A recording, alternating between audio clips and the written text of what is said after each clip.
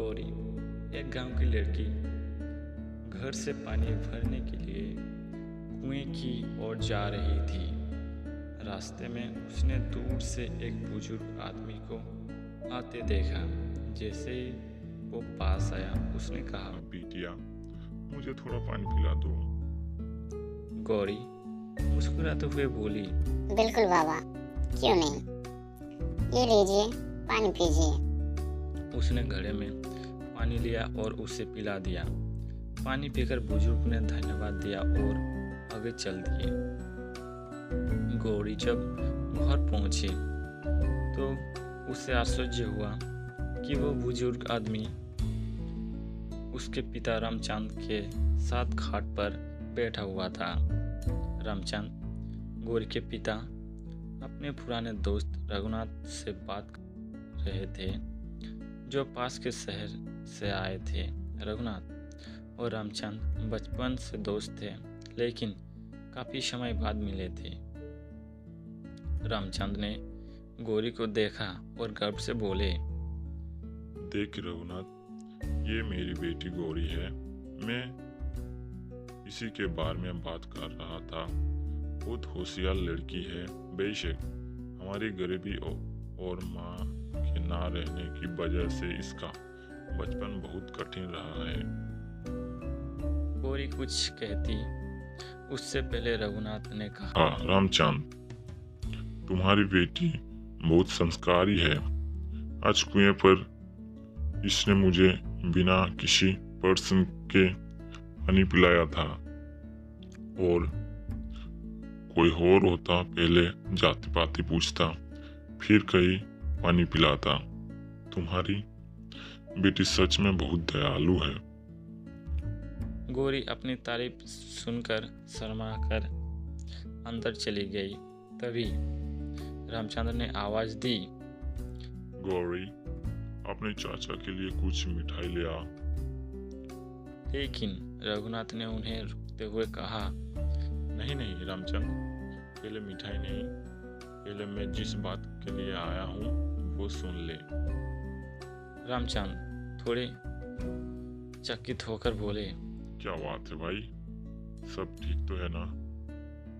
रघुनाथ गंभीर होकर बोले, रामचंद, मैं अपने बेटे सूरज के लिए तेरी बेटी का हाथ मांगना चाहता हूँ। हम इस दोस्ती को रिश्तेदारी में बदलना चाहते हैं। यह सुनकर रामचंद बहुत खुश हुआ और बोला, बात तो ठीक है, अगर तेरा बेटा तैयार है तो मैं खुशी खुशी स्वीकार करता हूँ। लेकिन तू जानता है मेरी स्थिति रघुनाथ, मेरे पास तो एक ही खेत है और तू शहर में बड़ा व्यापारी है। मैं कहाँ, तू कहाँ? रघुनाथ ने कहा, पैसे की चिंता मत कर। मेरे बेटे के लिए कोई बड़े बड़े घर से रिश्ते आए हैं, लेकिन मैं चाहता हूँ कि वो ऐसी लड़की से शादी करे जिसे संस्कार हो। मैंने वो संस्कार तेरी बेटी में देखा है। रामचंद ने उसकी बातों को समझते हुए तुरंत हाँ कर दी। ऐसे अच्छे रिश्ते को कोई क्यों ना स्वीकारे। गौरी ने दरवाजे के पीछे से ये सब सुन लिया था। रघुनाथ ने फिर कहा, अब बात तय हो गई है, खुशी की बात है। जल्दी से मिठाई लाओ, अब मजा आएगा। रामचंद ने फिर से गौरी की आवाज दी। वो शर्माते हुए मिठाई की प्लेट लेकर आ गई। रामचंद ने मुस्कुराते हुए कहा, गौरी, आज से ये तुम्हारे चाचा है, इनके पैर छू लो। गौरी जल्दी से रघुनाथ के पैर छूकर वापस चली गई।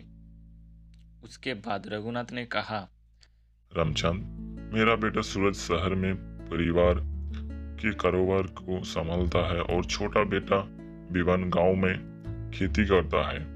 जब मैंने सूरज से शादी के बारे में पूछा तो उसने कहा, हाँ पिताजी, आप जो भी पसंद करें उसी से शादी कर दे। रामचंद बोला, क्या बात है, ऐसी संतान जो माता पिता का सम्मान करे, बहुत बड़े नसीब की बात है।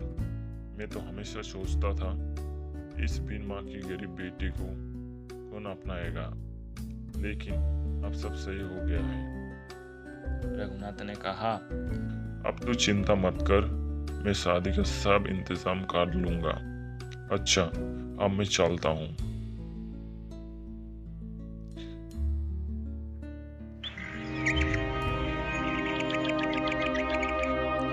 कुछ दिन बाद पास के गांव से 2 लोग आए और रामचंद को शादी का शुभ मुहूर्त बता गए। ये रघुनाथ ने भेजे थे। अब रामचंद शादी की तैयारियां में जुट गया। कुछ दिन बीत गए और रामचंद ने अपना खेत गिरवी रखकर बेटी की शादी की सारे इंतजाम पूरे कर लिए। शादी से 1 सप्ताह पहले एक दिन रामचंद अपने संबंधी रघुनाथ से मिलने उनके गांव पहुंचा। रघुनाथ ने उसे गले लगा लिया और कहा, रामचंद, मुझे पता था तुम जरूर किसी बात के लिए आए हो। बताओ क्या बात है। रामचंद हाथ जोड़कर बोला, भाई, मैं बस ये बताने आया था कि शादी की सारी तैयारियां पूरी हो गई है। आप एक बार आकर देख ले, अगर कुछ कमी लगे तो बता देना, ताकि आपके मेहमानों को सामने मुझे शर्मिंदा ना होना पड़े। रघुनाथ ने कहा, मुझे पता है रामचंद, तुम्हारे पास वही एक खेत था और तुमने उसे गिरवी रख दिया। उसी पैसे से सारी तैयारियां की है। मुझे तुम पर विश्वास था, लेकिन जब मैंने कहा था कि मैं सारी तैयारियां कर लूंगा, तो तुमने ऐसा क्यों किया? रामचंद हैरान होकर बोला, मुझे माफ करना भाई, लेकिन बेटी की शादी के लिए कुछ तो मुझे भी करना चाहिए था। यह कहते हुए रामचंद रोने लगा।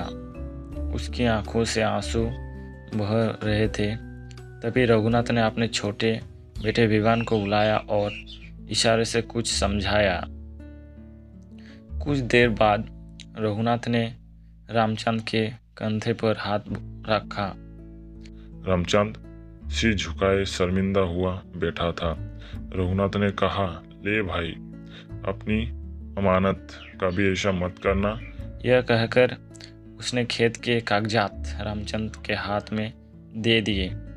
रामचंद ने देखा, अरे, ये तो वही कागजात है जो मैंने गिरवी रखी थी। ये आपके पास कैसे आए? रघुनाथ ने कहा, विवान आसपास के गांव में लोगों को जानता है। किसी ने हमें खेत गिरवी रखने की बात बता दी, वही कागजात छुड़ा कर लाया है। रामचंद की आंखों से आंसू बह रहे थे। रघुनाथ ने उसे गले लगा लिया और बोला, भाई, खेत गिरवी रखकर तो कर्ज कैसे चुका पाओगे और क्या खाओगे? आगे से ऐसा कभी मत करना। मैं अपनी बेटी को लेने जाऊंगा।